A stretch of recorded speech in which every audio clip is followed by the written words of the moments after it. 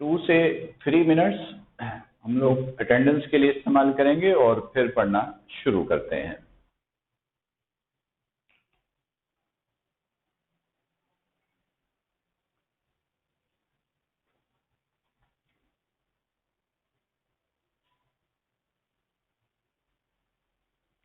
फिलहाल अटेंडेंस का सिलसिला कंटिन्यू है और 2 to 4 मिनट्स अटेंडेंस में इस्तेमाल करेंगे, फिर पढ़ना हम लोग शुरू करते हैं।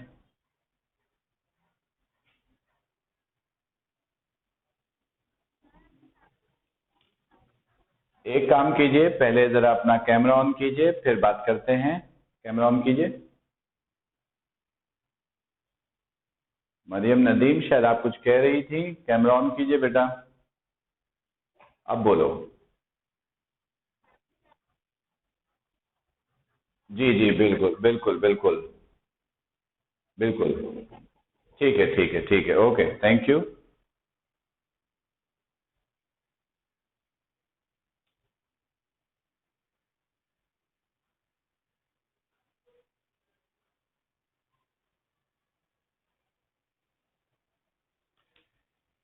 थर्टी 40 सेकेंड्स और वेट करेंगे और फिर हम लोग पढ़ना शुरू करेंगे।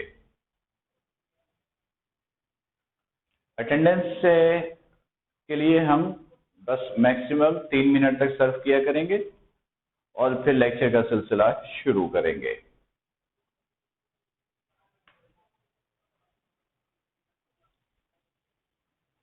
स्टूडेंट्स,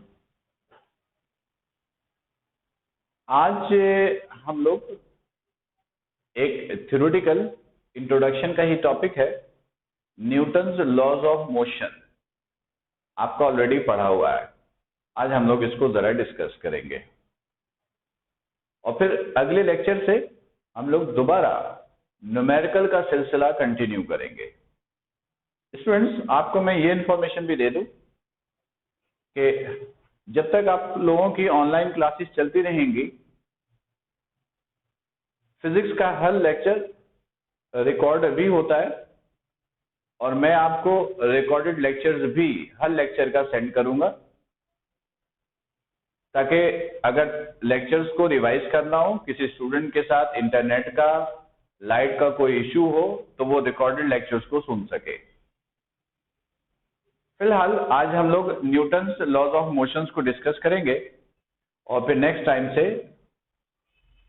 दोबारा न्यूमेरिकल का सिलसिला कंटिन्यू करेंगे। स्टूडेंट्स, चलें हम लोग जरा पढ़ना शुरू करते हैं। वैसे ये जो टॉपिक है न्यूटन लॉज ऑफ मोशन, मुझे यकीन है, मेरा ख्याल है कि आप सबको ये टॉपिक्स आते होंगे, हर स्टूडेंट्स को ये टॉपिक पता होंगे। तो मैं आप में से ही किसी से क्वेश्चंस करता हूं, आप लोग भी जरा रिप्लाई करेंगे।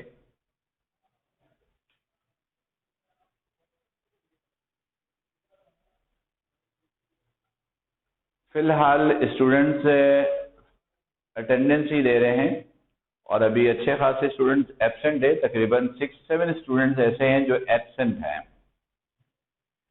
चलिए Newton first law of motion पे बात करते हैं। Newton first law of motion, Newton's first law of motion.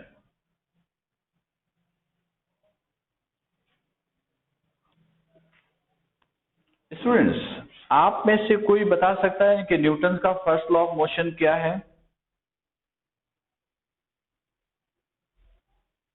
आप में से कोई, पहले तो कैमरा ऑन कीजिएगा फिर बताएंगे। जी, कैमरा ऑन कीजिए। जी, सुहेरा खालिद, जी बेटा बोलो।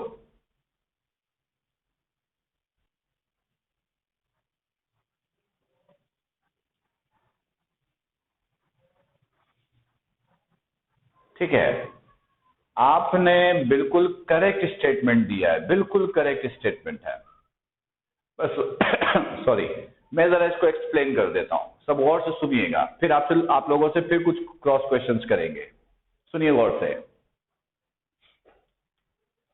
देखिए, Newton first law of motion जो है ना, इसके दो हिस्से हैं, इसके दो सेगमेंट है। पहला सेगमेंट, लेकिन उससे पहले एक छोटा सा एग्जाम्पल ले लें। देखिए, जब लास्ट टाइम आप लोग की क्लास हुई थी तो ये व्हाइट बोर्ड यहीं पर था, और आज क्लास हो रही है तब भी ये व्हाइट बोर्ड यहीं पर है। अज्यूम करो जब हम लोग अगली क्लास में आए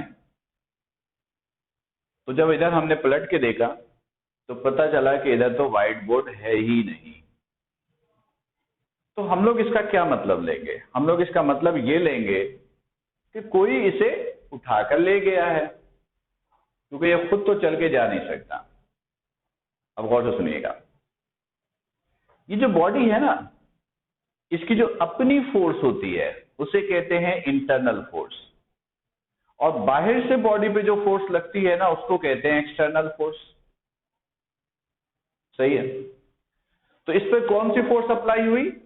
एक्सटर्नल फोर्स। अगर ये इधर मौजूद नहीं है तो इसका मतलब है इस पे कौन सी फोर्स लगी है? एक्सटर्नल।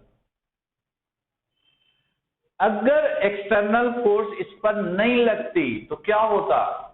ये बोर्ड यहीं पर मौजूद होता, ये बोर्ड यहीं पर होता, अगर एक्सटर्नल फोर्स एक्ट ना हुई भी होती। तो इस एग्जाम्पल को एक लाइन की शक्ल दे दो, इस एग्जाम्पल को एक लाइन की शक्ल दे दो, ऐसे।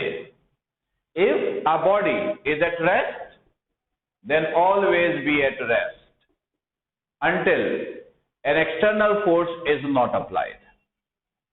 अगर एक बॉडी रेस्ट में है तो रेस्ट में ही होगी जब तक कि एक्सटर्नल फोर्स अप्लाई ना हो।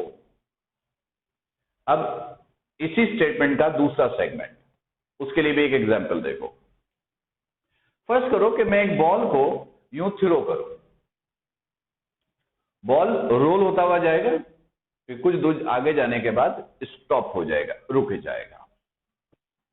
रुकने की वजह, क्यों रुक गई बॉडी? क्योंकि बॉडी पर बहुत सारी एक्सटर्नल फोर्सेस एक्ट हो रही थी, जैसे ग्रेविटी की, फ्रिक्शन था, एयर प्रेशर था, और भी कोई एक्सटर्नल फोर्स हो सकती है।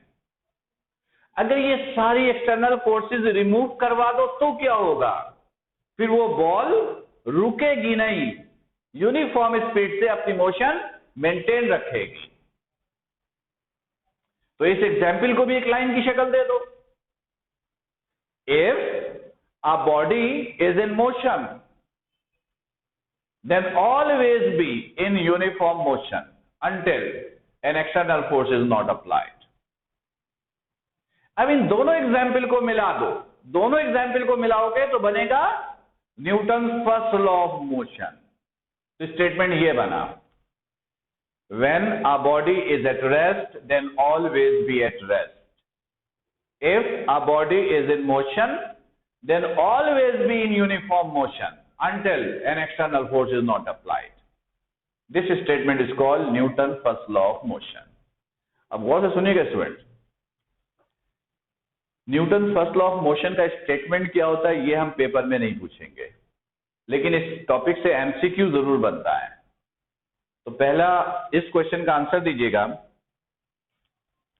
अच्छा, आप में से जो आंसर देना तो पहले अपना कैमरा ऑन कीजिएगा। जब आप कैमरा ऑन करते हो तो आप मेरे स्क्रीन पर आ जाते हो, ठीक है, ताकि मुझे अंदाजा हो कि आंसर कौन दे रहा है।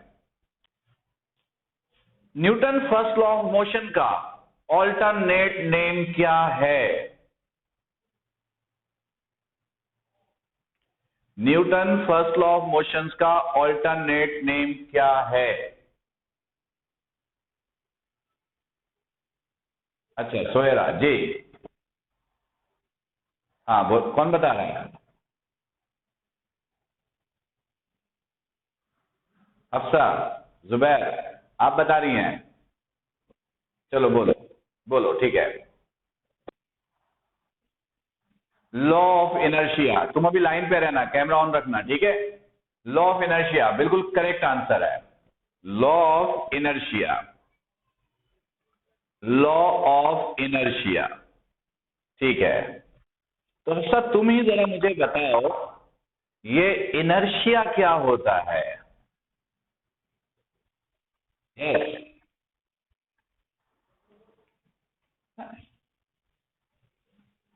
एक मिनट हफ्सा जरा रुकना, दरमियान में कोई इंटरप्ट किया, कौन इंटरप्ट किया, किसने? पहले बेटा कैमरा ऑन करो, फिर नाम बताओ। कैमरा ऑन करोगे तो नाम खुद ही सामने आ जाएगा। हफ्सा तुम लाइन पे ही रहना जी। कैमरा ऑन करो बेटा। बच्चा कैमरा ऑन करो। मैंने कहा बच्चा पहले कैमरा तो ऑन करो। बेटा जब तक कैमरा ऑन नहीं करोगे मुझे कैसे पता चलेगा कि मैं किससे बात कर रहा हूं? कैमरा ऑन करो, शाबाश।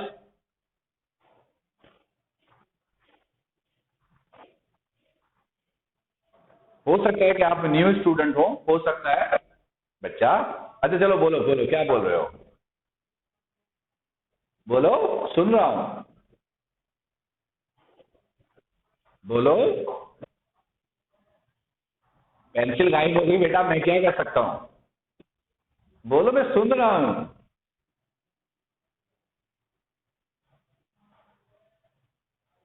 चलिए हफ्सा आप बताइए, हाँ कुछ कह रही थी आप, हफ्सा बोलो।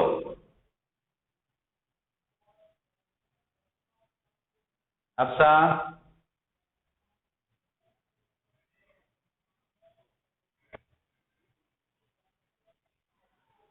जी, क्या नाम है आपका?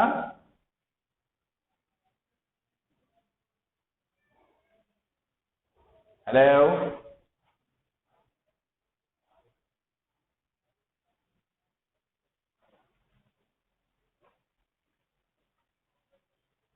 सोहेरा खालिद। बेटा कैमरा ऑन कीजिए। जी ठीक है। चलो सोहेरा तुम जब तक बताओ, मेरा तो हफ्सा की भी लाइन डिस्टर्ब हो गई है। तुम बताओ इनर्शिया क्या होता है?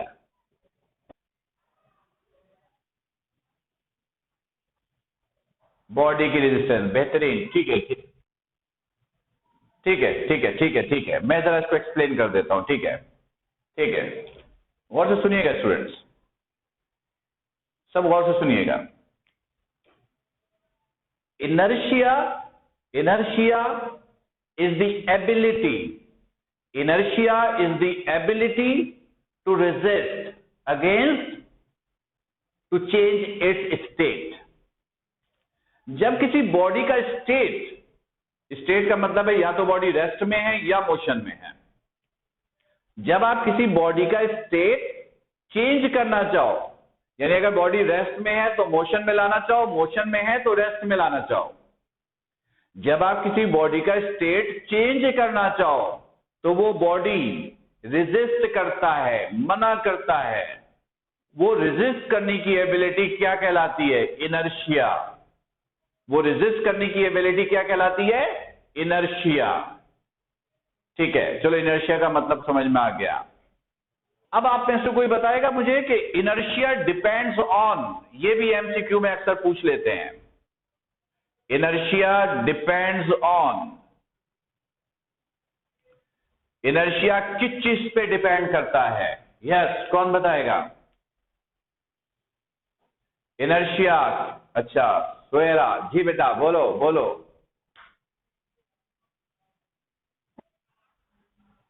Mass of the body, very good. याद रखिएगा स्टूडेंट्स, इनर्शिया डिपेंड करता है मास ऑफ द ऑब्जेक्ट पे, डिपेंड करता है मास ऑफ द ऑब्जेक्ट पे, मास ऑफ द ऑब्जेक्ट। और याद रखिएगा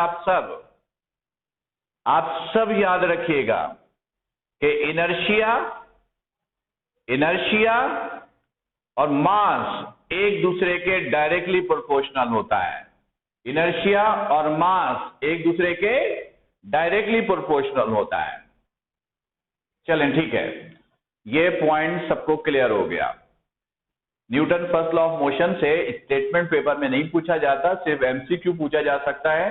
3 बातें एमसीक्यू के लिए याद रखिएगा। Number 1, alternate name of Newton first law of motion, law of inertia। Number 2, inertia depends on mass of the object। और तीसरा, inertia mass के डायरेक्टली प्रोपोर्शनल होता है। चलें, अब हम लोग बात करेंगे Newton second law of motions पे। Newton second law of motions पे। चलें, आप में से बताइए कौन स्टेटमेंट देगा। ये मैं आपसे सिर्फ इसलिए पूछ रहा हूं क्योंकि ये टॉपिक ऑलरेडी आप लोग का पढ़ा हुआ है, तो देखें किसके पास क्या ऑप्शन है। जी, Newton second law of motion. जी, सोहेरा के अलावा पहले कोई और ऑप्शन दे मुझे। सोहेरा, भी तुम लाइन पे ही रहो, ठीक है। कोई और स्टूडेंट मुझे बताए कि Newton second law of motion क्या होता है। सिद्रा फैसल, बेटा कैमरा जरा ऑन करोगे। सिद्रा फैसल, यस। चलो बेटा तुम बताओ Newton second law of motion क्या होता है। पहले ये बताओ, पता है?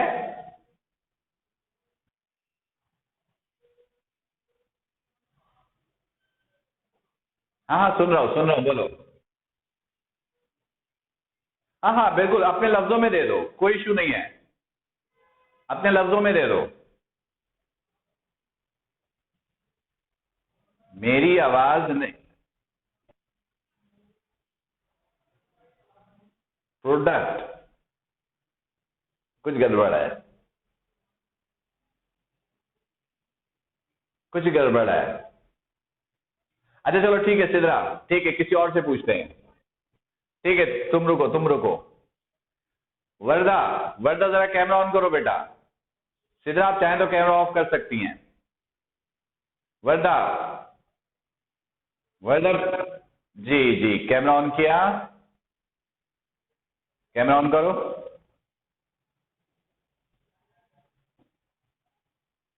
जी, अब बताओ मुझे, तुम बताओ Newton second law of motion. तुम्हारा चेहरा नजर नहीं आ रहा मुझे, तुमने कैमरे की डायरेक्शन चेंज की हुई है। हाँ, मुस्कुरा लो, बोलो बोलो। हाँ, ठीक है।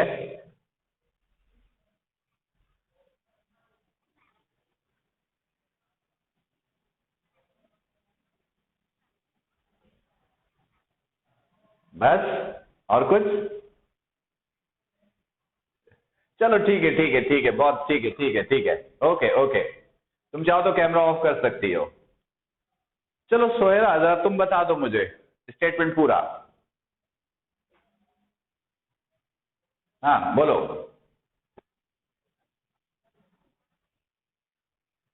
करेक्ट करेक्ट, ठीक है, चले मैं जरा एक्सप्लेन कर देता हूं, सब सुनिएगा।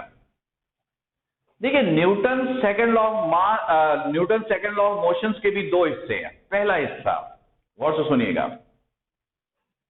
When force is applied on a body, then acceleration will be produced in its own direction. ये लॉ का पहला हिस्सा है, जरा गौर से देखिएगा। मैं, हाँ बोलो। मेरी आवाज थोड़ी अटक रही है, तुम अपना माइक्रोफोन चेक करो। एक मिनट, मैं वेरीफाई करता हूं, जरा रुकोगे। एक मिनट, मैं वेरीफाई करता हूं किसी से। सोहेरा खालिद, कैमरा फिर ऑन करो। सोहेरा, तुमको मेरी आवाज आ रही है क्लियर? मेरी आवाज आ रही है?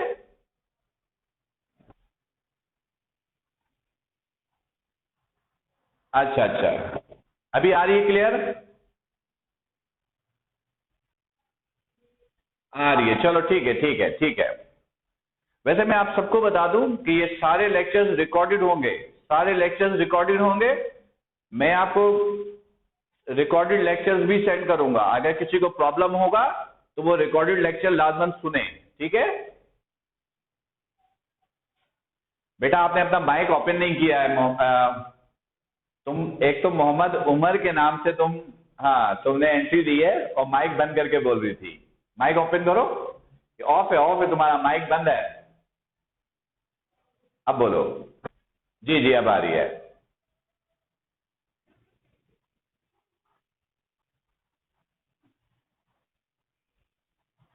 मैं आपको रिकॉर्डेड लेक्चर भेजूंगा, आप वो रिकॉर्डेड लेक्चर देख लीजिएगा दोबारा, ठीक है?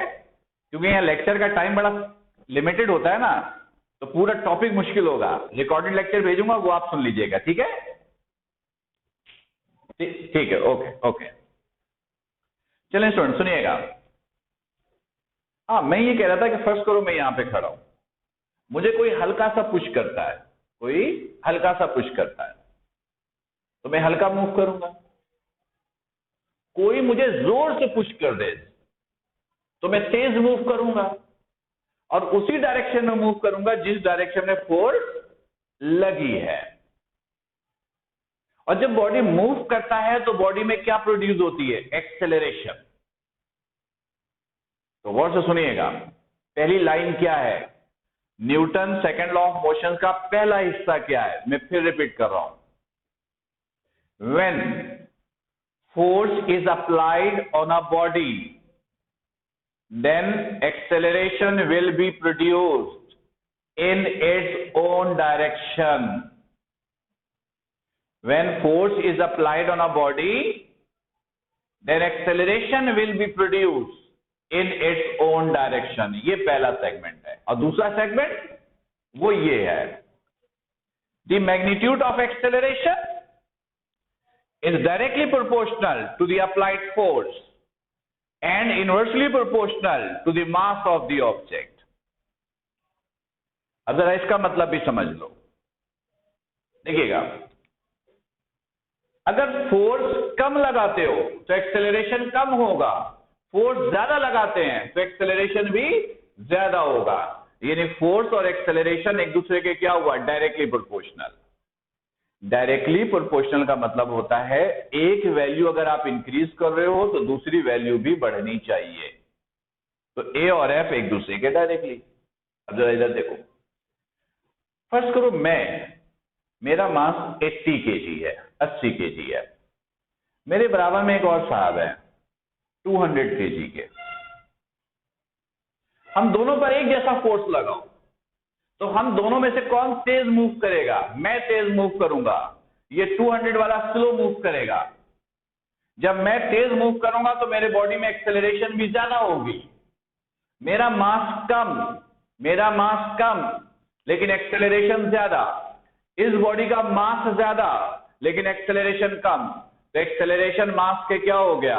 Inversely proportional.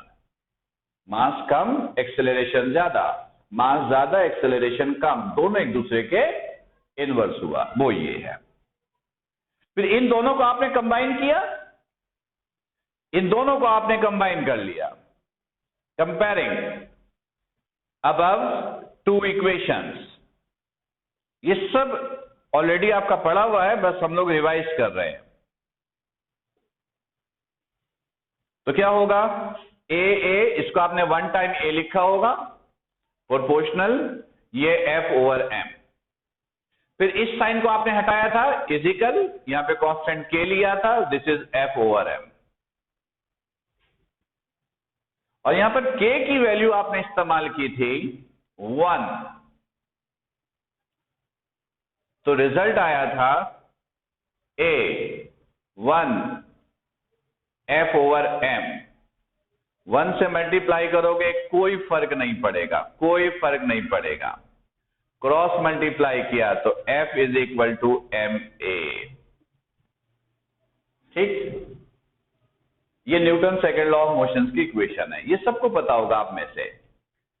अब मैं आप में से किसी से सवाल कर रहा हूं, सब सवाल तो सबसे कर रहा हूं, जो मुझे जवाब देगा वो फर्स्ट ईयर ए का सबसे जीनियस स्टूडेंट होगा।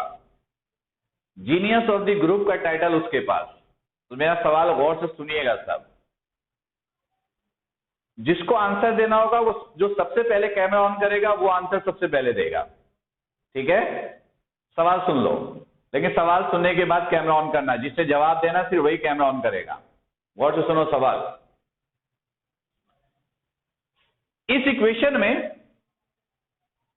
k की वैल्यू है 1, तो क्या आप में से कोई बता सकता है कि k की वैल्यू 1 क्यों होती है? 2 क्यों नहीं है? 3 क्यों नहीं है? ओहो, मोहम्मद उमर। अच्छा, तुमने मोहम्मद उमर के नाम से क्यों, एक मिनट, मोहम्मद उमर के नाम से तुमने क्यों एंट्री दी है? भाई का मोबाइल यूज कर रही हो, अब्बू का मोबाइल यूज कर रही हो? हाँ, तो चलो ठीक है। वैसे नाम क्या तुम्हारा? ठीक है, चलो ठीक है, हाँ बताओ K1 क्यों है?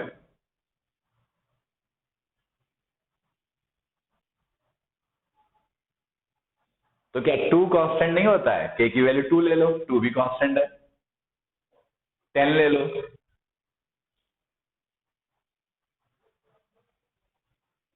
नहीं चाहिए, नहीं चाहिए, नहीं वो तो कुछ भी आ जाता है, वो तो K1 लिया इसलिए F=m में आया, हम अपनी मर्जी से नहीं चाहते हैं, फिनोमिना से रिजल्ट आता है। चलो ठीक है, तुम्हारा व्यू मेरे पास आ गया, ठीक है। चलो कोई और, कोई और, एक और कैमरा ऑन हुआ था लेकिन वो ऑफ हो गया है जी। कोई और आप में से आंसर देगा?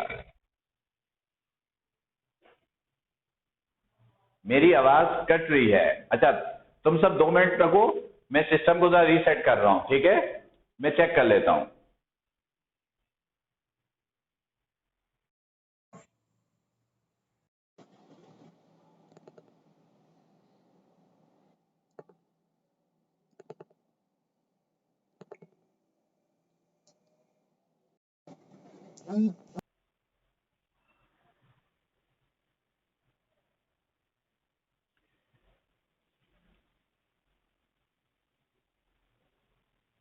जी बेटा, अब मेरी आवाज क्लियर आ रही है?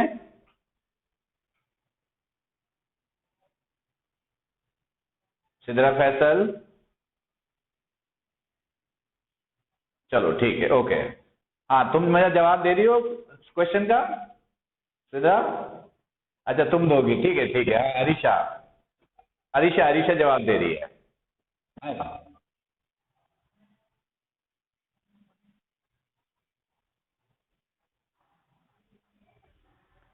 फिर से बताओ, फिर से बताओ क्या कह रही हो?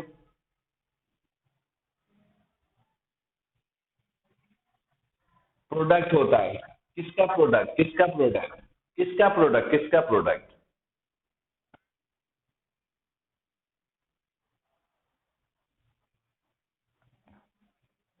अच्छा अच्छा, अच्छा चलो ठीक है, तुम्हारा व्यू भी आ गया, ठीक है ठीक है, सिद्रा भी कुछ व्यू दे रही है, चलो सिद्रा, सिद्रा फैसल।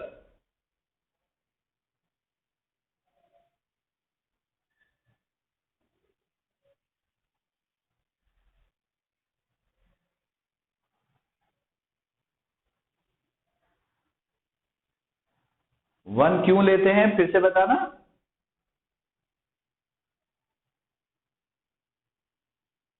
फिर से बोलो, 1 क्यों लेते हैं? सिद्रा, सिद्रा मुझे लगता है तुम्हारे माइक में कोई प्रॉब्लम है, तुम्हारे प्रॉब्लम में, तुम्हारे माइक में कोई प्रॉब्लम है। एक मिनट, एक मिनट, मैं अरीशा से दोबारा बात कर रहा हूँ। अरीशा बेटा जरा दोबारा माइक ओपन करो। अरीशा, मेरी तुम्हारी आवाज मुझे बिल्कुल क्लियर आ रही है, मेरी आवाज तुमको आ रही है? बेटा तुम्हारे सिद्रा तुम अपने माइक में चेक करो, तुम्हारे माइक में कोई प्रॉब्लम है? अच्छा चलो ठीक है सिद्रा, तुम्हारा व्यू भी आ गया, ठीक है। सुनिएगा गौर से, वैसे सिद्रा मैं आपको बता रहा हूं कि आप थोड़ा सा अपना माइक चेक करो, क्योंकि बाकी स्टूडेंट से बात करने के दौरान प्रॉब्लम नहीं आ रही है, आपसे जब मैं बात कर रहा हूं तो कहीं पर प्रॉब्लम आ रही है। हाँ, अच्छा आ रही थी, वेरी गुड वेरी गुड, अच्छा ठीक है ठीक है, ठीक है ठीक है, ओके। अच्छा सुनिएगा, सब सुनिएगा, फिलहाल, वेरी गुड, फिलहाल जीनियस ऑफ द ग्रुप का टाइटल अभी मैं रखता हूं इधर ही, आपको हम इसका मौका फिर बाद में देंगे, गौर से सुनोगे। ये जो के होता है ना, के कांस्टेंट, के एक रेशो को बोलते हैं, के इज द रेशो, किस चीज का ratio? Mass of the body before motion and mass of the body after motion. यानी मोशन से पहले का मास और मोशन के बाद के मास के दरमियान जो रेशो होता है उसको कहते हैं के। और आपको पता है कि नॉर्मल सिचुएशन में बॉडी का मास चेंज नहीं होता, बिफोर मोशन आफ्टर मोशन। तो अगर मोशन से पहले और मोशन के बाद मास में कोई तब्दीली नहीं है तो ये कैंसिल हो जाता है और इसका मास, इसकी वैल्यू कितनी आती है, K1। तो फिलहाल K1 लेने की वजह ये है। चलें एक और मौका देते हैं आप सबको। जीनियस ऑफ द ग्रुप का टाइटल फिर उसके पास जाएगा, लेकिन अब क्वेश्चन आसान है। Newton second law of motions का ऑल्टरनेट नेम बता दो, ऑल्टरनेट नेम बता दो। Newton second law of motions का ऑल्टरनेट नेम। चलो, जो लॉ ऑफ फोर्स, अरीशा ने जवाब दिया, ठीक है। कोई और? कोई और? कोई और? नहीं। अरीशा तुम एक मतलब फिर मिस कर गई हो। Newton second law of motions का ऑल्टरनेट नेम होता है लॉ ऑफ एक्सेलरेशन। अब तुमने देर कर दी है, अब तुमने देर कर दी है, फिर मौका देंगे। ऑल्टरनेट नेम है law of acceleration only. Newton second law of motions का दूसरा नाम है law of acceleration. Students, Newton third law of motion, ये सबको मालूम होगा, सबसे आसान लॉ यही था, Newton third law of motion.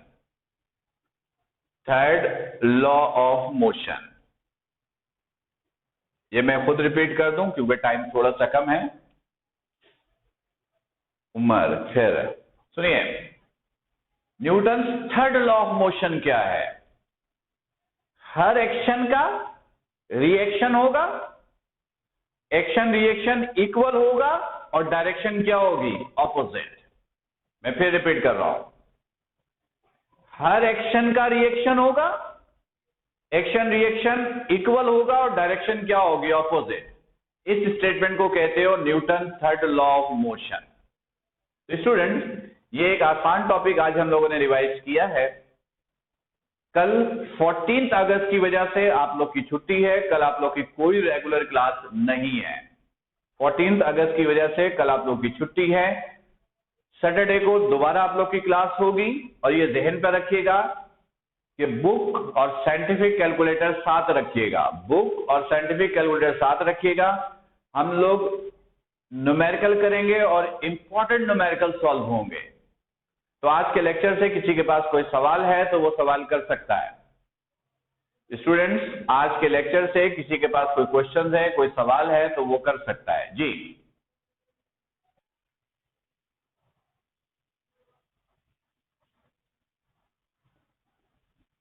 सुनिए,